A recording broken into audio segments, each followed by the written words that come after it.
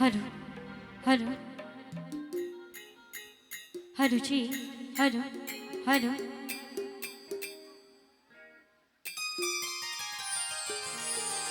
सबसे पहले छठ मैया के कोटि सह नमन वंदन अर्पित करे एतो उपस्थित तमाम श्रोतागण के हम पूनम मिश्रा प्रणाम करे छी, हार्दिक स्वागत करे छी। और संगे जनहित पूर्वांचल सोसाइटी जे आई मंच पर हमरा चारिम बेर बजेले थे, ये हमर सौभाग्य अछि। आवाओ बिना कोनो विलंब केने मंच के थोड़े ओ गति प्रदान करी जाय जगह पर मंच के जेवाक चाहे। ताई में सबसे पहले जय पूजा में आई हम सब एत उपस्थित छी, ओई छठी मैया के लेल एकटा गीत और संगे सब गोटे से निवेदन करब, खास कर हमर माँ बहन जतेक आगा में बैसल छी, संगे एई साइड ओई साइड जतेक पुरुष श्रोता मन हुआ के बैसल छी, एक बेर सब गोटे दोनों हाथ ऊपर उठाकर सब क्यों हमरा लेने छठ मैया के नाम पर, अगर छठ मैया के नाम पर नहीं तो अपन अपन कन्या के नाम पर एक बेर दोनों हाथ ऊपर उठाकर बोल छठी मैया की। बुझाइए जना आप कनी गाड़ी प्लेटफॉर्म से खुल रहल छे की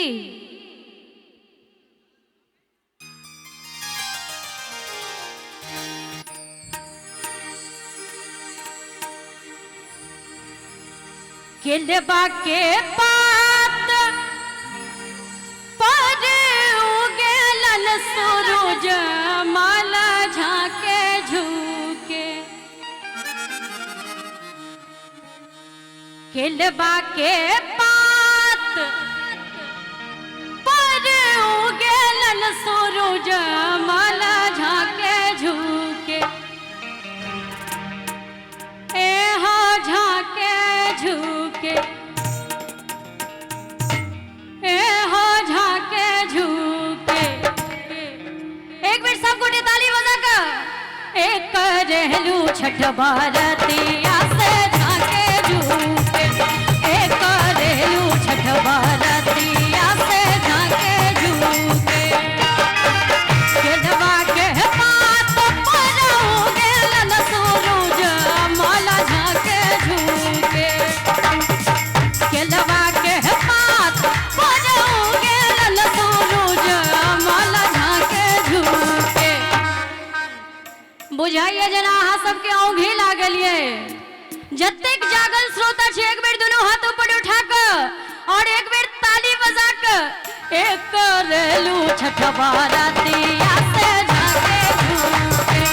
एक रेलू छठ बरतिया से झाके झुके। बात है क्या बात है?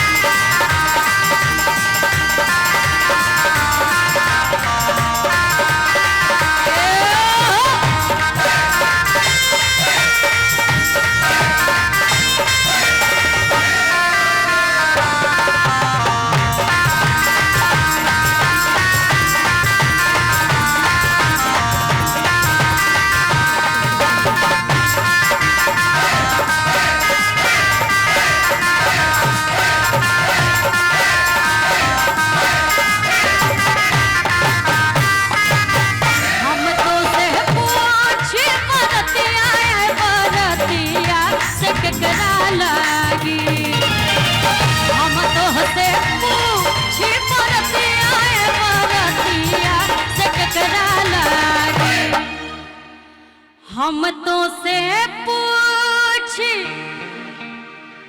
हम तो से पूछी बरतिया बरतिया से केकरा लागी। एक बेर सब गोटे छठ मैया के नाम पर करेलू छठ बरतिया से केकरा लागी, करेलू छठ बरतिया से केकरा लागी।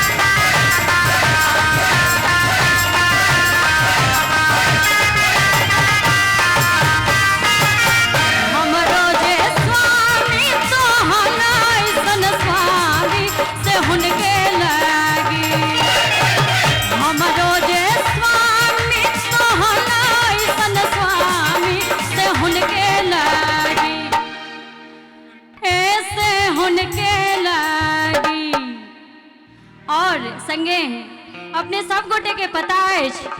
जे हमर गामक पाहुन एना कही जे हमर गाम के पहुना विनीत जी के लिए एक बेर जोरदार ताली बजा कर एक करेलू छठ बरतिया से उनके लागी एक करेलू छठ बरतिया से उनके लागी एक बेर जोरदार ताली बजा कर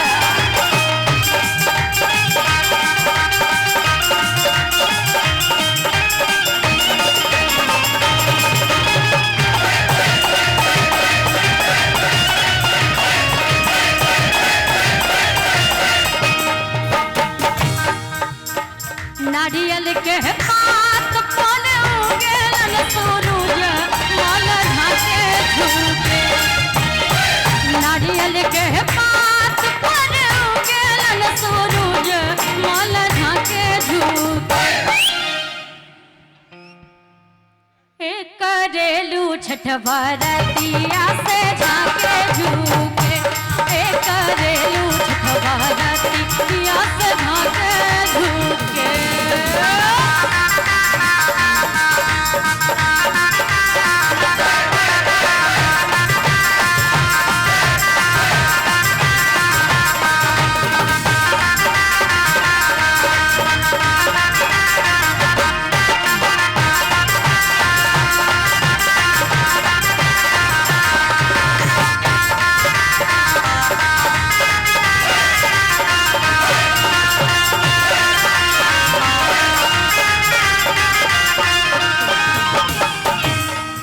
अमरूदिया के पात पर उगेलन सूरज माल ढाके झुके अमरूदिया के पात पर उगेलन सूरज माल ढाके झुके अमरूदिया के पात पर उगेलन सूरज माल ढाके झुके